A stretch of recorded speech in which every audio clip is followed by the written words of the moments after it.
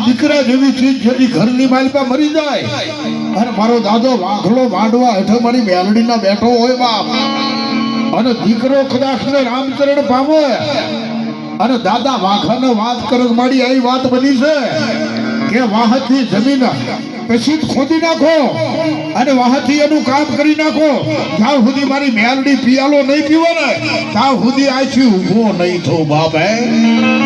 અને જો એવી મેલડી અને આવા હાથી વાળા જો ભૂવા હોય અને જગતની માલપા ઇતિહાસ ન બનાવે ને તો મારી મેલડી ખોટી પડી જાય મારી નાદ હો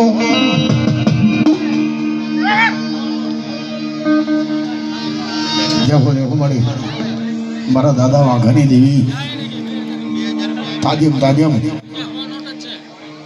પધારો મેલડી